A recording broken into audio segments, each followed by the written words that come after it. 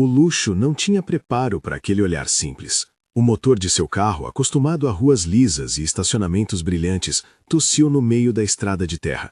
A poeira subiu como um véu discreto sobre o para-brisa, e por um momento a cidade inteira pareceu cair para trás na vida de Marcelo. Ele desligou o ar-condicionado, sentiu o calor entranhando-se nas mangas da camisa social e ouviu, como se viesse de algum lugar muito antigo do mundo, o som do motor suspirando. Do outro lado do vidro, uma cabeça se inclinou, cabelos presos numa trança, mãos com sinal de terra nas unhas, um sorriso que não fazia cerimônia. Ela acenou. Era Júlia. A estrada não tinha acostamento, só um barranco suave de onde nasciam acácias e ervas que balançavam com o vento. O carro emperrou, e com ele a rotina calculada de Marcelo. Ligações agendadas, e-mails que pediam respostas em meia hora, a lista de compromissos que existia como uma cadeia invisível ao redor do seu pulso. Ele abriu o capô como quem abrisse um livro e leu sem entender símbolos que não conhecia. A poeira grudou nas mãos. Júlia aproximou-se com um pano limpo e um balde de água. O cheiro que veio junto ao balde era de limão e terra molhada. Havia também por trás o aroma suave de pão assando, que se misturava com o calor. Não é muito, ela disse, e a voz tinha uma calma que parecia um convite. Mas a gente dá um jeito. Ela falou como se aquilo fossem palavras de uso comum, não a solução de um transtorno que, para Marcelo, significava perder uma reunião decisiva. Ele, grato e surpreendido, deixou o celular no banco ao lado, como quem decide pousar um objeto pesado. O aparelho vibrava, insistente. Ele olhou para ele, viu a tela acesa e por um segundo sentiu a pulsação do mundo moderno batendo contra o peito da terra. Guardou-o no bolso como quem guarda um fardo, não por heroísmo, por não saber o que dizer. Enquanto ela esfregava o metal, explicando o que fazer, tem até ali um fio que às vezes puxa fora, basta ajeitar. Os seus dedos mostravam uma confiança tranquila. Não era virtude de manual, era prática de quem vive com as mãos trabalhando. Marcelo escutava. Aprendia a ouvir de verdade pela primeira vez em muito tempo. Um ruído de pássaros, uma risada de crianças vindas de longe, o tilintar de algum objeto no quintal completavam a cena. Quando o motor voltou a roncar, foi com um som diferente, como se também ele tivesse aprendido algo novo. Ela ofereceu um copo de suco, e o suco soube a algo doméstico e antigo, fruta madura, um açúcar que não era industrial. Ele bebeu, e a doçura não apagou a sensação estranha que vinha se formando, como se o ar tivesse ficado mais claro. Antes de ir embora, ele tentou retribuir com alguma nota ou com um cartão, mas ela sacudiu a cabeça e apontou para a varanda. "Minha mãe vai gostar de umas fatias de bolo", disse ela, e a simplicidade da frase dissolveu o gesto de pagamento. Ela guardou o copo em um escorredor simples, um pano com estampas que carregava manchas de molho e tempo. Havia dignidade ali. Marcelo percebeu pela primeira vez que aquilo não era caridade nem espetáculo. Era vida.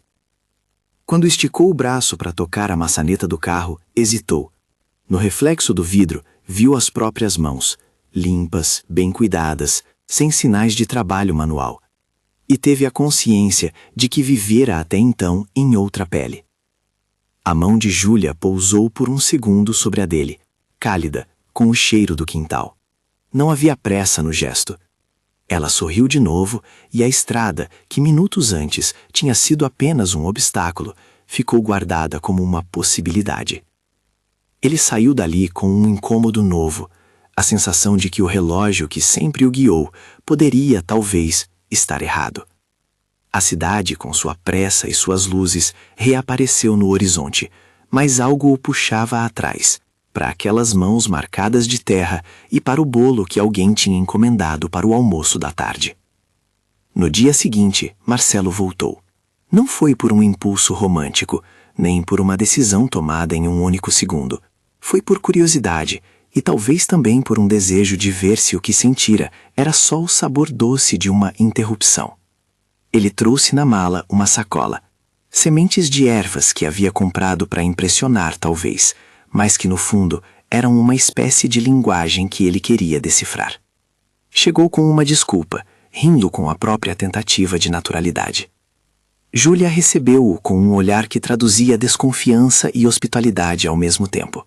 Chamou a mãe para a porta, uma senhora de pele fina e olhos vivos, que sentou em uma cadeira de madeira na varanda como quem se instala num posto de observação da vida. O sol inclinava-se em tons de ouro. A mãe lhe ofereceu um pedaço de bolo e o cheiro de canela encheu o ar. Era um convite tácito a ficar.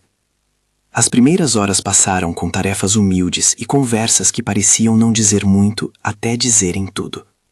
Marcelo aprendeu a segurar a enxada sem machucar o solo. Aprendeu que a terra tem memória e não gosta de pressa. Havia uma frase que ela repetia, sem fazer alarde, como se fosse a toalha que guardava sob o braço. Os dias merecem ser salvos. Ele a repassava na mente como quem junta peças soltas de um quebra-cabeça que sempre esteve incompleto. No fim do dia, sentaram-se na cadeira da varanda, 2 cadeiras de madeira, uma mais gasta que a outra. A luz do entardecer pintou os rostos com um tom que não se encontrava nos escritórios. Marcelo, que sempre havia calculado riscos, não sabia calcular o que sentia. Havia algo que ganhara textura ali, a sensação de que a atenção não se compra, se dá. Júlia falava das suas rotinas com uma naturalidade que derrubava qualquer tentativa de romantizar a simplicidade.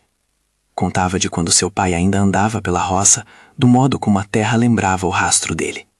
Havia calma na narração, e também um leve pudor quando o passado aparecia.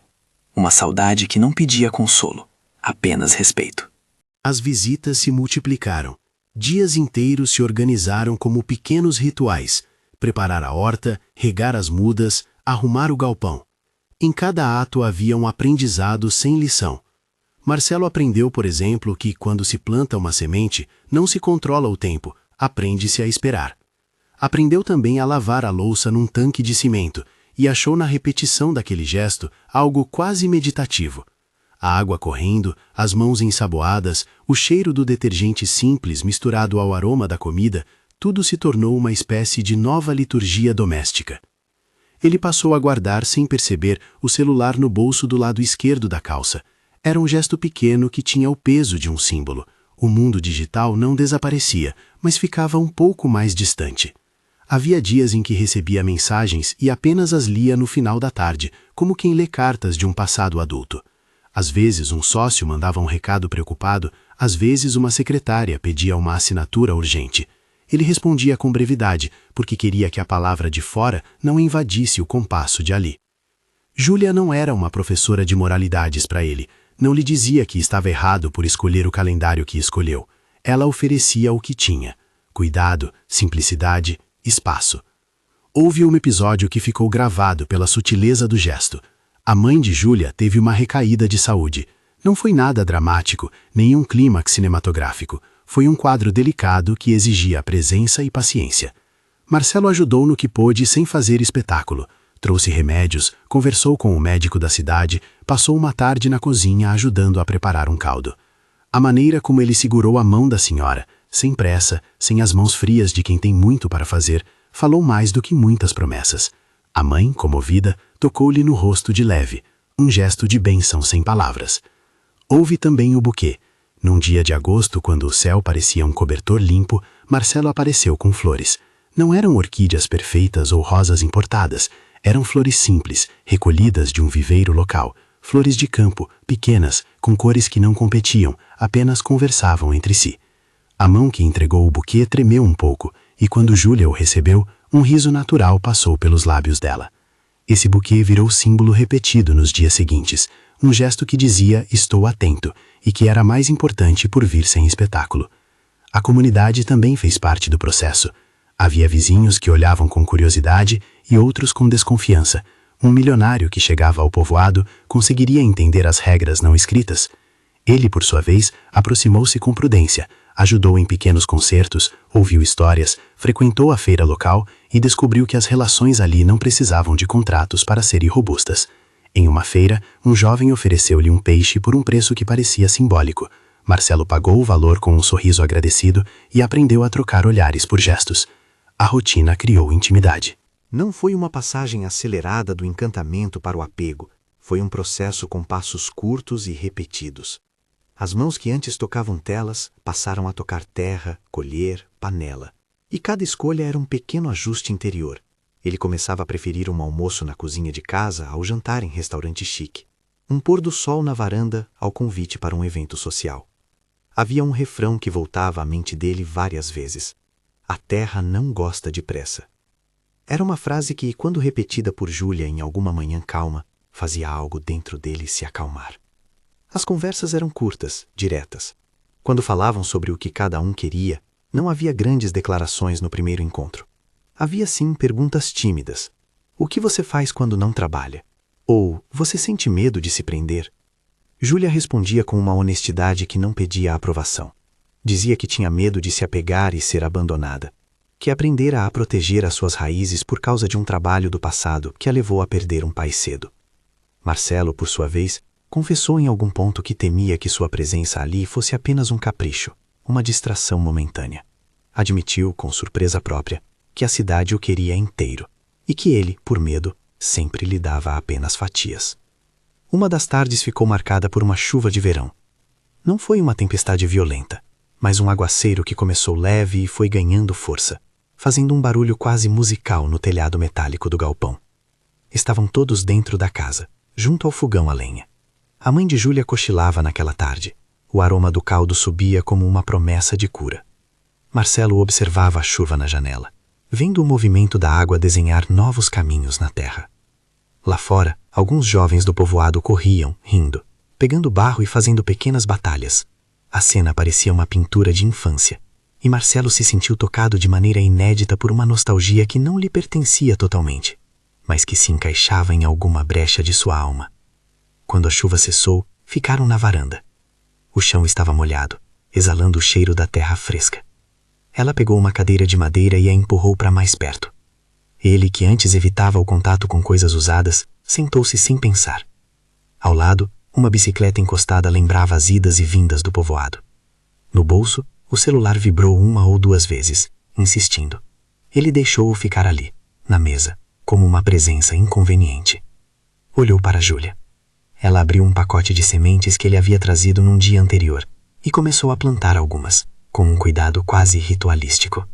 Sua maneira de posicionar os dedos, de pressionar aquele pequeno ponto na terra, foi para ele uma lição de intenção. Em um desses dias, depois de semanas de visitas e presença, ocorreu algo que balançou as estruturas simples que iam se tecendo. Um dos sócios de Marcelo apareceu na cidade por um rápido compromisso e, sabendo da aproximação de Marcelo com o povoado, foi até lá. A presença do sócio foi discreta, de negócios, mas inevitavelmente trouxe para a mesa a questão do que seria do futuro do empresário. Sentados à sombra de um pé de goiaba, o sócio falou com delicadeza sobre prazos, cifras e possibilidades. Havia uma proposta de expansão que exigiria dedicação integral e viagens. Marcelo ouviu com a cabeça baixa, um misto de pretensão e culpa apertando seu estômago. Os números não causavam mais o mesmo efeito que antes. Havia agora algo que os números não mensuravam: o tempo com as pessoas. Júlia viu o encontro de fora. Observava-os da porta, com o rosto calmo, sem intervir. A postura dela deixou claro que sabia o que aquilo significava. A vida de alguém, especialmente a de quem dera tanto de si ao mercado, tinha compromissos que não se dissolviam por encanto. Ela não pediu que ele escolhesse. Só o olhou, como se esperasse que ele entendesse o que havia entre as palavras. Ele sentiu, então, com uma nitidez que o surpreendeu, a necessidade de decidir. Não era uma escolha impulsiva entre dois objetos, mas um movimento entre mundos. Permanecer nas rotinas que o tinham formado, ou abraçar uma vida que não seguiria mais o mesmo mapa. Havia medo de perder respeito na cidade, de ser visto como um fracasso pelos seus pares. E havia também o desejo de ser visto de outra forma, como alguém capaz de escolher a presença sobre a performance. Numa noite de lua clara, sentaram-se na varanda com chá, e o mundo parecia reduzido ao som de grilos e à respiração contida das coisas. Marcelo falou com sinceridade pela primeira vez de forma direta. Eu não sabia que podia querer isso. Júlia sorriu, uma mistura de surpresa e ternura. O que quer, Marcelo? Não sei, ele disse.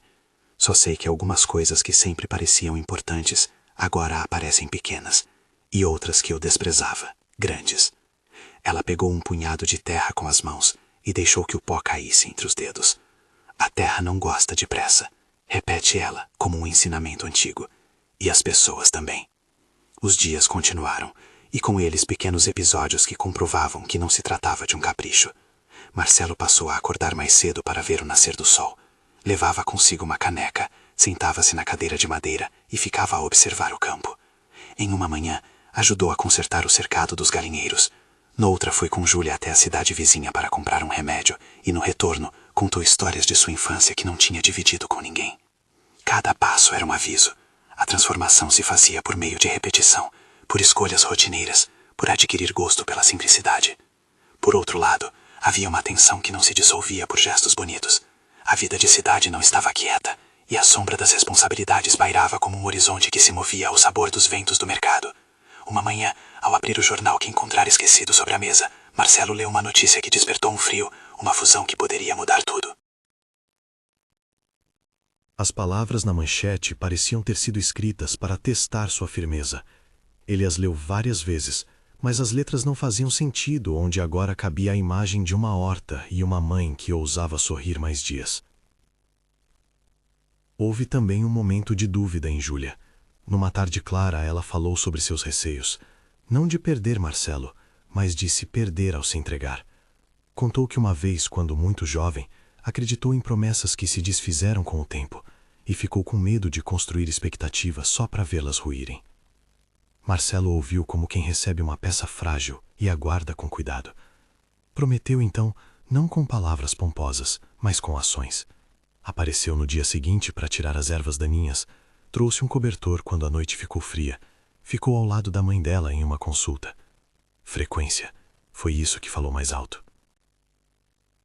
Em meio às cenas domésticas e às pequenas provas, havia um signo que se repetia: o celular no bolso. Não era apenas um aparelho, era o emblema do outro mundo. Em algumas noites ele o deixava na mesa e não o tocava. Em outras, o tirava e lia mensagens, com o olhar preso a uma tela que o chamava para lugares onde ainda tinha responsabilidade. Cada vez que o aparelho tocava, o silêncio da casa se fazia mais denso. E cada vez que ele o guardava, a leveza retornava. Quando os dias começaram a arrastar junto uma sensação de que uma decisão precisava ser tomada, não por cena de novela, mas por uma série de pressões que aumentavam, Marcelo sentiu o aperto crescer. As conversas com os sócios tornaram-se mais frequentes. Havia e-mails que solicitavam respostas definitivas. Do outro lado, as exigências afetivas formavam uma lista tácita: presença, cuidado, tempo. Em um jantar com a mãe de Júlia e alguns vizinhos, ele escutou elogios e também perguntas. Você vai ficar? E seus compromissos na cidade? As perguntas eram práticas, como se a vida do povoado estivesse pronta para receber um homem como ele, mas também cautelosas, porque a história ensinara a todos que promessas muitas vezes se perdiam. Uma cena em particular marcou uma virada.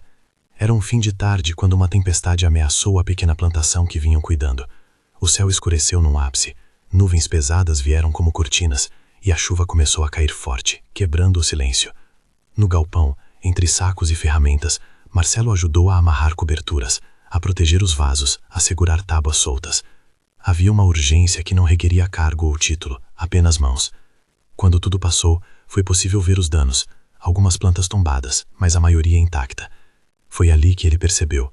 Havia um tipo de beleza em se sujar por algo que se queria preservar. Não era heroísmo, era escolha. A comunidade notou os esforços. Um dos jovens que trabalhavam com eles, um rapaz chamado Daniel, aproximou-se e disse, com a humildade própria da gente do campo: se precisar, a gente faz força junto. Aquelas palavras, a gente, carregavam consigo a possibilidade de pertença. Marcelo entendeu então que pertencimento não se compra, se convida. E foi nesse ponto que, numa tarde em que o entardecer tingia tudo de tons que lembravam memória, o telefone voltou a tocar com insistência. Uma mensagem do seu sócio, mais assertiva dessa vez. A hora da decisão se aproximava. Ele leu as linhas, sentiu o coração apertar e, sem querer, pensou em todas as pequenas coisas que começavam a constituir seu dia naquele lugar. O canto dos galos, a cadeira de madeira, o bolo de canela, o modo como Júlia soprava o chá antes de beber. A imagem da mãe de Júlia sorrindo, mais tranquila por conta daquele cuidado, passou diante de seus olhos como um argumento. Júlia estava na cozinha, o som de panelas surgindo como um fundo sonoro confortável. Ele entrou devagar, com o celular ainda na mão. Parou na soleira, olhando para ela, e percebeu que havia chegado a um limiar. não mais apenas visitas, mas a possibilidade de uma escolha com consequências permanentes. A luz da cozinha acendia pequenos brilhos no azulejo gasto. Ela o olhou e perguntou, simples, "Tá tudo bem?" Ele abriu a boca para responder, mas a resposta enganou-se nas palavras. Não havia uma frase pronta que coubesse àquele momento. Em vez disso, deixou o celular cair no bolso, respirou e sentou-se à mesa. Lá fora, um vento leve sacudia as folhas. Ele sentia, claro, o peso de uma vida inteira construída em decisões rápidas, em curvas que não deixavam espaço para voltar. Mas havia agora também um tipo de desejo que exigia permanência. Antes de continuar, me conta nos comentários de onde você está assistindo. O som da pergunta ficou no ar por alguns segundos e ele aproveitou aqueles instantes para recolher pensamentos. Havia ainda muitos passos a dar. Conversas difíceis com sócios, explicações formais, debates sobre moradia e renda. Havia receios na mãe de Júlia e no próprio povoado. Havia dúvidas na cabeça de Júlia. Tudo isso pendia como um conjunto de fios que precisavam ser organizados. Mas ali, naquela penumbra de fim de tarde, antes que as palavras pudessem se transformar em compromissos, Marcelo viu que as escolhas que verdadeiramente importavam eram aquelas que se repetiam. Levantar para cuidar de um vaso, atender o apelo de um vizinho, não escolher o aeroporto em detrimento da sopa caseira. A primeira parte dessa jornada terminava, se é que alguma jornada se tem fim, com uma cena simples. A cadeira de madeira na varanda, as mãos sujas de terra de ambos, um buquê ainda por desfazer e o celular esquecido sobre a mesa. O som de uma moto ao longe, a risada de Daniel fazendo um concerto no galpão, a chuva que se anunciava talvez para a semana seguinte. Ele olhou para Júlia, e ela para ele. Ambas as perguntas que não eram ditas pairando entre os dois como uma promessa a ser testada pelo tempo. O resto das respostas aguardava decisões práticas. Onde ficaria a casa que poderiam dividir? Como ajustar a empresa às novas rotinas? O que diria aos sócios? E, acima de tudo, como transformar presença em compromisso sem reduzir o que tornava aquele lugar especial. As dúvidas multiplicavam-se, mas havia, pela primeira vez em muito tempo, um espaço habitável para que respondesse a cada uma. O que viria a seguir dependia, mais do que de um gesto grandioso, de gestos pequenos e repetidos, que, como sementes, exigiriam cuidado para germinar. Os dias foram se acumulando, as perguntas no bolso de Marcelo começaram a crescer como contas que não se podia ignorar. Havia uma reunião marcada na cidade para tratar da fusão. Havia decisões legais e números que pediam cabeça fria. Mas entre uma tarefa e outra, a cabeça dele trazia imagens da varanda, a cadeira de madeira onde se acomodava para ver o sol nascer, a mãe de Júlia que riria baixinho ao provar um pedaço de bolo quente, o leve tremor das mãos dela ao tocar um punhado de terra. Essas imagens tornaram-se argumentos que não se dissolviam em apresentações de slides. Na manhã em que partiu para a cidade, o céu do povoado estava de um azul seco. Júlia a acompanhou até a beira da estrada com um saco de pão fresco embrulhado em um pano. Não falou sobre decisões, ofereceu apenas um gesto prático. Ele colocou o pão na mala do carro e olhou para ela, como se buscasse um mapa que ele já não tinha. "Volta cedo", disse ela, com a simplicidade que castigava planejamentos grandiosos. "Vou tentar", respondeu. Não prometeu mais do que podia. A viagem de retorno ao ambiente corporativo foi como entrar em água fria. As luzes do escritório, as conversas sobre mercados e gráficos soaram-lhe estranhas. Sentia um certo desprendimento das palavras e um peso novo na responsabilidade. No encontro com os sócios, as cadeiras de couro e a mesa de vidro pareciam pequenas quando comparadas ao tamanho das escolhas que lhe apareciam. Ele ouviu números, prazos, expectativas. Um dos sócios, Sérgio, falou com a franqueza típica de quem fala com rochedos. "Se você quer reduzir a presença, vamos ter que ajustar participação. Investidores não ficam confortáveis com incerteza." Marcelo não deu respostas prontas. Em vez disso, perguntou. Perguntou sobre possibilidades de delegar funções, sobre a estrutura de gestão, sobre prazos de transição. Propôs um plano: reduzir gradualmente as viagens, contratar um diretor operacional com autonomia e manter-se no conselho como presidente executivo, com foco em estratégias de longo prazo, mas abrindo mão da rotina que o prendia. Não foi uma proposta dramática, foi técnica, pensada para ser razoável tanto para a empresa quanto para sua vida. Os sócios reagiram com ceticismo e curiosidade. Alguns avaliaram que era uma oportunidade para profissionalizar a gestão, outros que ele se tornava um caso atípico. Havia, no entanto, tato naquele pedido. Marcelo propôs também que parte do lucro anual fosse destinado a um fundo de iniciativas sociais, sem formalismos grandiosos, para projetos locais que pudessem ter impacto direto. Não era filantropia caprichosa, era um investimento simples em comunidades que ele agora entendia melhor. Depois de longas conversas, planilhas e uma assinatura provisória, voltou ao povoado com menos certezas no corpo e mais clareza na cabeça. Não havia ainda uma casa pronta para morar ou contratos finalizados. Havia, contudo, um rumo possível. O plano não foi recebido com aplausos unânimes na cidade, mas trouxe paz para Marcelo. Havia equilíbrio entre responsabilidade e presença. Ao retornar, o calor do lugar o recebeu com cheiro de madeira cortada e o som de serra elétrica ao longe. A mãe de Júlia estava melhor. O médico tinha dado sinais de melhora com o tratamento continuado e a atenção, e há muito o rosto dela não ostentava a mesma fadiga. As notícias pequenas, ditas nas conversas de rede, soaram como vitória. Júlia o recebeu com um pano na mão, o mesmo pano que já vira secar louça e limpar chão. Ele trouxe ferramentas e um saco de cimento, pronto para o primeiro passo prático: construir uma casa simples ao lado da casa dela, que seria sua. O projeto da casa foi pensado com cuidado. Não havia exagero nem ostentação. Estrutura de madeira local, paredes de barro com acabamento limpo, uma varanda generosa com 2 cadeiras que pudessem encarar o nascer do sol, um fogão de lenha que pudesse aquecer as manhãs e criar o cheiro que agora lhe parecia domesticar a alma. Júlia participou das decisões com a serenidade de quem conhece o tempo das coisas.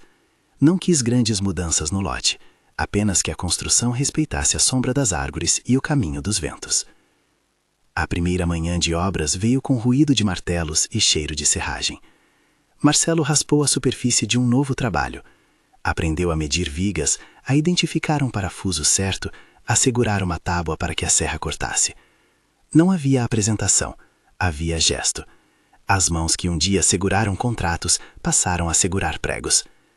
Alguém do povoado foi contratado para fazer parte da obra, e o jovem Daniel, sempre presente, trouxe 2 ajudantes que se animaram com a novidade de ter um projeto que poderia gerar movimento e renda. A sensação de coletivo cresceu.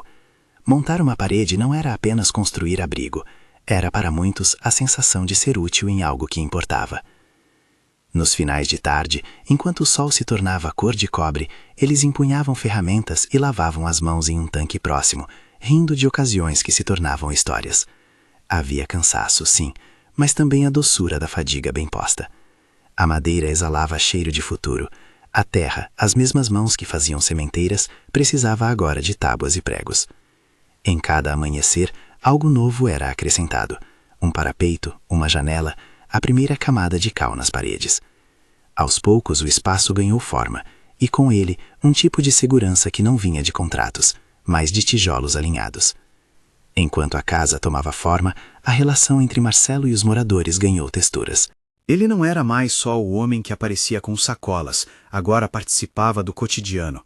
Às vezes ajustava ao telhado de um vizinho, outras vezes ficava horas conversando com quem tinha histórias de vida para dividir. Contrapontos surgiram. Havia quem ainda se espantasse com suas escolhas, como o senhor Anselmo, dono de uma mecânica antiga, que olhava desconfiado para a presença do homem com roupas agora sujas de cimento. Mas também havia quem o abraçasse. Moças que frequentavam a feira, mães que o agradeciam pelos remédios conseguidos e jovens que viram nele uma forma de investimento em futuro.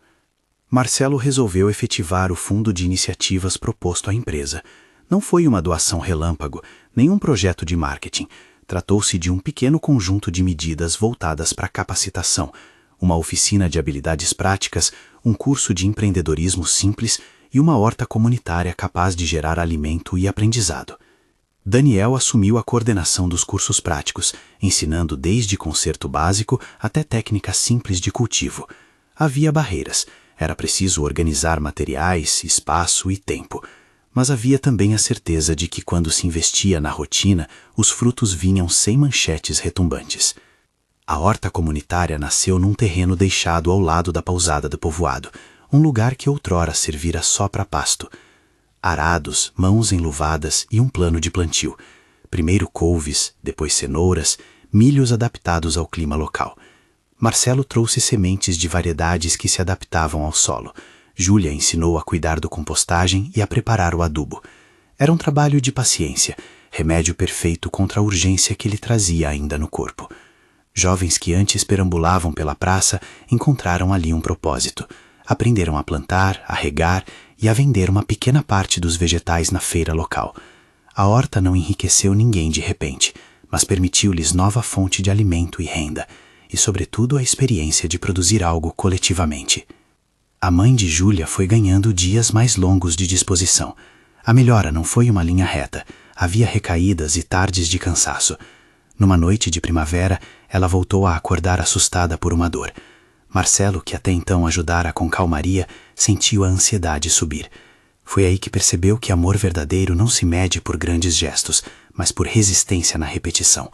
Marcar consultas, acompanhar exames, ficar horas ao lado da cama. Ele passou noites em claro, não para provar algo, mas porque a presença se tornou resposta natural. A mãe, uma tarde, segurou sua mão e sussurrou um simples obrigada. No rosto dele havia uma mistura de cansaço e satisfação que palavras não alcançavam. A confiança entre ele e Júlia crescia por meio de pequenas provas. Um dia ela pediu que ele ficasse em casa por uma semana sem consultar e-mails de trabalho à noite. Não foi um pedido romântico, foi uma exigência prática, um teste de consistência. Ele aceitou. As noites passaram com conversas curtas, leitura à luz de vela quando a eletricidade falhava e a música distante de rádios de vizinhos. Naquele período, aprendeu a cozinhar o pão que ela costumava fazer, ainda que torto, e a saber qual tipo de bolo a mãe preferia. Cozinhar teve algo de ritual que os aproximou. Mexer uma massa, cheirar canela, provar um caldo. As pequenas competências diárias consolavam. Mas a vida não dócil que desejam os contos também trouxe desafios maiores. Um empresário da cidade, amigo de longa data de Marcelo, começou a dizer com tom de zombaria que ele se tornara provinciano. Em um jantar em que antigo círculo de relações estava presente, ouviu comentários que feriam sem querer. Recados sobre imagem, sobre status, sobre ser um projeto de vida estrambólico. Marcelo ouviu calado. As palavras não o feriam como antes. Doíam porque lembravam que nem todos compreendiam escolhas humanas que não se baseavam em números. Júlia, por sua vez, teve uma crise de confiança. Ao ouvir aquele tipo de comentário, sentiu um receio que vinha de sua história, o medo de ver alguém partir quando melhorava a rotina. Num dia de fim de tarde, quando a luz parecia boa demais para ser posta em palavras, ela falou com Marcelo. E se isso for só uma fase? O que você vai fazer quando a cidade chamá-lo de novo? Ele olhou para as mãos dela, calejadas e delicadas, e respondeu sem bravatas. Eu não sei controlar a cidade, mas sei escolher onde quero estar quando ela não gritar mais. Não prometo ausência de dúvidas. Prometo que quando dúvidas vierem, eu vou estar aqui para resolvê-las com você. A resposta não foi uma garantia, foi uma presença. A confiança reconstruía-se dia após dia, não em declarações suntuosas, mas em constância. Quando chegou o momento de formalizar um compromisso maior, Marcelo propôs algo prático, uma etapa de 6 meses em que se mudaria definitivamente para a casa ao lado da de Júlia, mantendo a gestão empresarial, mas delegando tarefas operacionais. A proposta exigia formalidades, e houve negociações com advogados e sócios, ajustes de contratos e definição de papel. Alguns parceiros aceitaram, outros mantiveram distância. Mas a vida não pede unanimidade, apenas atitude. A construção da casa terminou numa manhã clara. A varanda ficou ampla, o fogão de lenha limpo e 2 cadeiras de madeira, uma um pouco mais desgastada que a outra, ocuparam o lugar de honra. Havia ainda um pequeno canteiro de ervas, plantado por Júlia, o mesmo lugar onde semanas atrás ele assistira às primeiras sementes nascerem. Na parede da cozinha pendia um quadro com uma fotografia simples, a família de Júlia num domingo antigo. Marcelo pendurou, discretamente, uma moldura com uma imagem do galpão que haviam reformado. pequenas posses que juntas se tornaram um lar. Na primeira noite dentro da casa nova, sentaram-se na varanda, com o chá quente e os sapatos sujos do dia. A lua pintava um círculo prateado no campo. Ele olhou para as mãos dela, agora alinhadas com as suas, e falou: "Eu quero que isso seja um lugar nosso." Ela inclinou a cabeça, e um sorriso suave atravessou o rosto. "Eu também." Não houve joias, grande festa ou discurso. A promessa foi selada com um gesto cotidiano. Trocaram a chave de uma caixa de ferramentas para mostrar que confiaram um ao outro o cuidado das coisas da casa. Tudo tinha a ver com o sentido prático do amor que aprendiam a construir, partilha e presença. O casamento foi celebrado semanas depois, mas não por formalidade burocrática apenas. Foi uma comunidade juntando-se para testemunhar. A cerimônia aconteceu no quintal de casa, à sombra de um pé de goiaba. Havia uma mesa longa com comida, arroz, feijão, assado simples, saladas, o bolo de canela que sempre fizera parte da mesa de Júlia. As cadeiras de madeira acomodaram vizinhos, jovens da horta, o Sr. Anselmo que compareceu com um olhar menos crítico e alguns poucos amigos da cidade que decidiram entender a escolha. A mãe de Júlia, com os olhos a menos, acompanhou cada momento e, ao ver os dois pronunciarem um sim manso, sorriu como quem abençoa sem palavras. Houve um buquê, não de flores luxuosas, mas de flores do viveiro local, combinadas com folhas verdes trazidas do campo. Quando ele entregou o buquê a Júlia, muitos lembraram do primeiro arranjo que ela recebera. O mesmo símbolo reaparecia, agora com um sentido consolidado. Era a prova de que gestos simples, repetidos com atenção, se transformavam em significado duradouro. A vida que se seguiu não foi um conto sem problemas. A empresa, por vezes, trouxe telefonemas inesperados. Houve dias em que pressão de investidores exigiu decisões rápidas e noites em que o computador da sala virou refúgio para revisar contratos. Mas havia um novo compasso disponível para amenizar o choque. Antes de responder a algo urgente, ele respirava e costumava caminhar até a varanda, olhar o campo e avaliar. A pressa perdeu a capacidade de comandar todas as ações. Os projetos comunitários ganharam corpo. A oficina de concerto reaprendeu a ensinar os jovens a cuidar de máquinas. A horta, que começara como canteiro, virou um curso de cultivo para mães da região que buscavam complementar a renda. Marcelo utilizou recursos para comprar ferramentas que ficavam à disposição da comunidade, mas o mais importante foi a construção de um espaço de convívio, uma pequena casa de encontros onde as pessoas faziam reuniões, aulas e noites de música. Ele aprendeu a ouvir mais do que a falar. Era uma das habilidades que se haviam reorganizado em sua vida. Um episódio ficou registrado nas memórias do povoado como prova de que mudanças podiam ser genuínas. Durante uma seca leve, quando o crescimento das plantas estava ameaçado por falta de chuva, Marcelo organizou um mutirão. Trouxeram lonas, construíram pequenos reservatórios, criaram um sistema de irrigação improvisado com canos reaproveitados. Havia pranto, claro, e muita saudade, mas também havia a certeza de que nos pequenos atos diários ela fora envolvida com carinho. O enterro foi simples, ao lado da velha cerca. Os vizinhos trouxeram flores dos canteiros. Marcelo segurou a mão de Júlia e, no silêncio que se seguiu, não disse muito. Olhou o campo e sentiu que muito do que aprendera vinha de observações silenciosas. O tempo não apagou a lembrança do dia em que o carro parara na estrada de terra. Era a memória que se repetia em gestos, o buquê que ele trazia de quando ainda tentava impressionar, o primeiro copo de suco, o motor que aprendeu a ouvir. Ao lembrar, Marcelo percebia uma mudança profunda. Ele fora ensinado, não por discursos, mas por convivência. Júlia tinha lhe dado uma lição que não cabia em cadernos de administração. Amor verdadeiro era feito de presença, cuidado cotidiano e escolha repetida. Ela não o transformou em alguém que renunciara aos seus talentos. Tornou-os outra coisa, instrumento para propósitos maiores e mais humanos. Havia ainda pequenos rituais que se repetiam como coisas sagradas da casa. No sábado, o pão saía quente e espalhava cheiro pela cozinha. No meio da manhã, alguém sempre passava com uma bicicleta carregando leite, e a conversa começava sobre o tempo e o crescimento das plantas. À noite, a varanda era o lugar de escuta. Os vizinhos vinham contar notícias, as crianças pediam histórias e os mais velhos lembravam de tempos distintos. Nessas conversas, Marcelo aprendeu que liderança era, antes de mais nada, serviço. Em um festival de fim de ano, o povoado organizou uma pequena festa e convidou músicas locais. O palco era uma tábua posta sobre tambores, e ali jovens tocaram canções simples, cheias de alegria.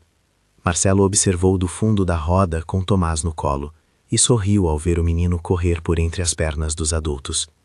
Lá estava a prova viva, uma vida reconstruída não por milagres, mas por escolhas, por gestos cotidianos transformados em rotina. Ele que um dia acreditara que amor se provava em compromissos solenes e caros, agora sabia que a prova estava no café da manhã, na presença nas consultas, nas sementes plantadas e nos dias salvos.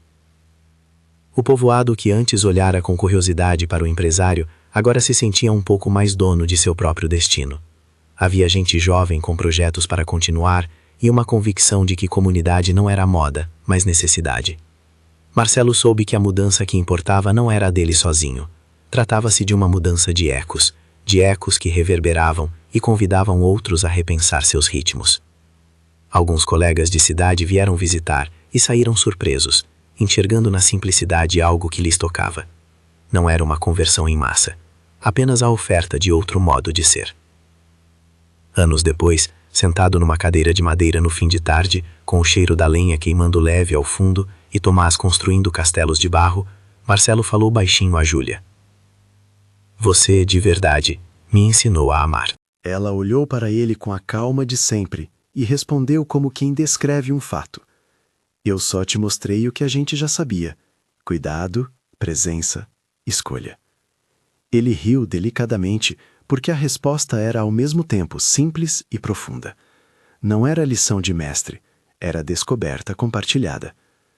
Naquele mesmo entardecer, enquanto o céu escurecia e as luzes das casas começavam a acender, Marcelo guardou o celular no bolso com um gesto automático que havia aprendido anos antes, quando chegara pela primeira vez. Não era uma renúncia total ao mundo de onde vinha, mas uma disciplina escolhida.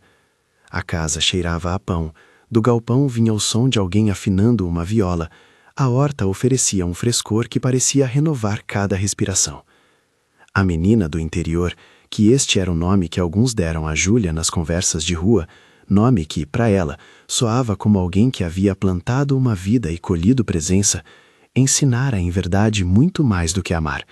Mostrara a Marcelo que o amor autêntico se constrói em pequenos atos, em permanência silenciosa, em colocar um copo de suco na mão de quem precisa, em guardar o celular para olhar nos olhos, em ficar quando ninguém observa. Ele, por sua vez, trouxe recursos, organização e uma ponte para que a comunidade pudesse sonhar mais alto sem perder dignidade. O resultado foi uma vida comum, porém rica nas coisas que realmente importavam. Numa manhã clara, alguns anos depois, ao caminhar pelas margens da horta, Marcelo viu Tomás ajoelhar-se no chão e enfiar as mãos na terra. O menino olhou para ele com curiosidade e disse: Papai, por que a terra cheira assim? Marcelo se agachou, colocou as mãos ao lado das do pequeno e respondeu: Porque ela guarda histórias, e quanto mais a vemos e cuidamos, mais ela nos conta. Eles riram e juntos terminaram de plantar uma fileira de sementes. Ao longe, a vida cumpria seu rito cotidiano. Pessoas indo e vindo, o café sendo passado, alguém chamando por almoço. O mundo continuava com seus desafios, mas agora havia outra forma de respondê-los. Se alguém perguntasse no início se um milionário podia aprender com a menina do interior, a resposta seria simples: podia e aprendeu. Não numa lição expositiva, mas numa via de mão dupla, em que cuidado e confiança se encontraram. O ensino principal não foi transformar o homem rico em alguém pobre ou a mulher simples em rainha. Foi mostrar que a grandeza do amor reside em ficar, em cuidar, em escolher todos os dias o outro. Marcelo aprendeu que riqueza pode estar numa colher passada com afeto, numa mão estendida sob chuva, numa horta que alimenta mais do que o corpo. Ao cair da tarde, enquanto as sombras alongavam as figuras e a brisa trouxe cheiro de milho maduro, Júlia pegou um buquê de flores do jardim e colocou-o em uma jarra sobre a mesa. Ele olhou para ela e, sem formalidades, disse: "Obrigado por me ensinar." Ela apenas sorriu e, com a naturalidade que sempre teve, respondeu: "Obrigada por ter vindo aprender." E ali, entre a terra cheirando a promessa e o som das vozes à distância, a vida seguiu, tecida de gestos simples, escolhas repetidas e presença. O que restou de fato foi a certeza de que o amor verdadeiro se aprende na rotina, se prova na constância e se escolhe todos os dias. Se essa história tocou você, se inscreva e compartilhe com alguém que precisa ouvir sobre o que realmente importa. Conte nos comentários qual gesto pequeno mais te emocionou nesta história.